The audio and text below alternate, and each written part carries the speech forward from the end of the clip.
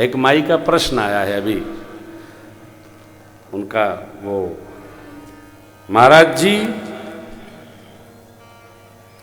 मेरे भैया जी के लाला जी ने शायद पद भेजा है, हम कहता हूँ किसी बहन का ये प्रश्न है। प्रश्न आया, महाराज जी आप कहते हैं कि पूजा पाठ जरूर करना चाहिए लेकिन स्त्री को अकेले नहीं करना चाहिए। अच्छा, बड़ी विचित्र स्थिति है। हम जो नहीं कहते वही लोग हमारे नाम लिख लेते हैं। हमने कभी नहीं कहा। जिसको भूख लगे वो खावे। आप कथा में खाते रहिए लेकिन घर से लाकर खाइए, दूसरे से लाने की अपेक्षा न करिए। कथा सुनने आए हैं तो शायद कोई समोसा दे दे, नहीं चलेगा। आप अपने आगे रखे रहिए और खाते रहिए, सुनते रहिए, हमारा विरोध नहीं है, परंतु 2-3 लोग मिल करके बांटें डिब्बा, ये ठीक नहीं। हाँ, काजू खाइए, बादाम खाइए, केतली में चाय लेके आइए, पीते रहिए, खाते रहिए, जितना सुनना है उतने तो आप सुनेंगे। मैंने कभी ये नहीं कहा है कि केवल स्त्री को पूजा करना चाहिए कि नहीं करना चाहिए, अथवा अकेले नहीं करना चाहिए। किसी को भी स्वतंत्रता है। अकेले, मान लीजिए किसी के आगे पचनौर माई का जहरीला है, सुनिए, अकेले नहीं करना चाहिए। बहन जी मैंने कभी नहीं कहा अकेले करो दुकेले करो, कोई फर्क नहीं पड़ता है। कई लोगों के पति लोग जाड़े में महीनों नहाते नहीं है तो पूजा कैसे करेंगे?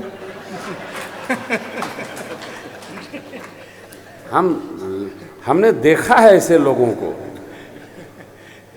पत्नी लड़ रही है कि नहा लेते, पाउडर लगा लिया, इतर लगा लिया, हो गया।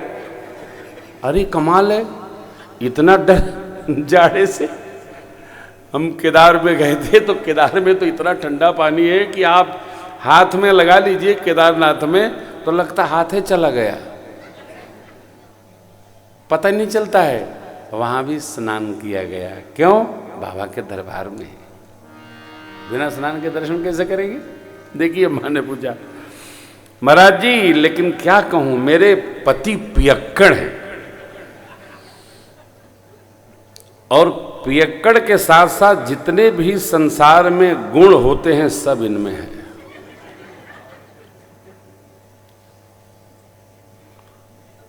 ये तो कुछ नहीं। तीसरी कठिनाई मां की और है, लिखती है, वो पिए हमको एतराज नहीं है, अपने जैसा हमको भी बनाना चाहते हैं। हद है भाई। ये आदमी है कि जरा संत है। मेरी बहन जो प्रश्न की है उनसे मेरी प्रार्थना है, मंदोदरी माँ की तरफ भगवत भक्ति करते हुए भगवान से यही मांगिए कि हे प्रभु इनके मन और बुद्धि को अपने चरण में लगाइए। बस करते रहो, विरोध नहीं करो। देखिए मैं किसी को पूजा पाठ के लिए नहीं कहता हूं। व्यक्तिगत रूप से मैं प्रेम भूषण, मैं कभी नहीं कहता कि आपका मन हो तो करिए। अच्छा, भोजन भी मैं एक ही बार पूछता हूं, आप खाए नहीं तो खा लीजिए। दोबारा मैं ये नहीं पूछूंगा कि खाए कि नहीं खाए आप। क्यों? धरती पर कोई ऐसा नहीं है मां पार्वती को छोड़कर कि जो 6 महीना भूखे रह सकता हो।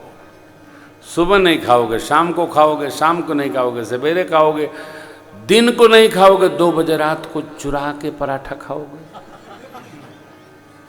ये बहाना नहीं चलेगा। भूखे कोई नहीं रह सकता है। अभी तो हमारे एक साथी आए नहीं हैं, वो रात को 2 बजे भी खा लेते हैं। हम आधी टीम लेके आए, इसलिए कुछ लेके नहीं आए। भैया लोग बस आ गए और हम लोग आपके साथ सत्संग हुआ। हाँ, ये अवश्य है कि आने वाले 1 वर्ष में 24 के पहले जब हम पूना में राम कथा गाने आएंगे तो साम ताम झाम के साथ आएंगे, फिर आपको सुनाएंगे। हम इसीलिए आपके पास 2 दिन के लिए आए हैं, उसके बाद फिर विधिवत हम लोग आपके साथ बैठेंगे और गाएंगे।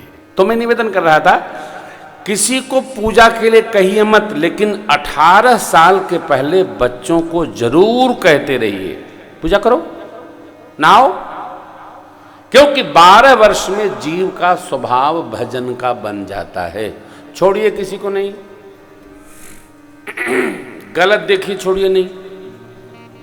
कई लोग कहते हैं हम जगाते नहीं, जगाना बंद न करिए। हमारी एक पुत्री है, उसका नाम है मैत्रेयी। तो परसों में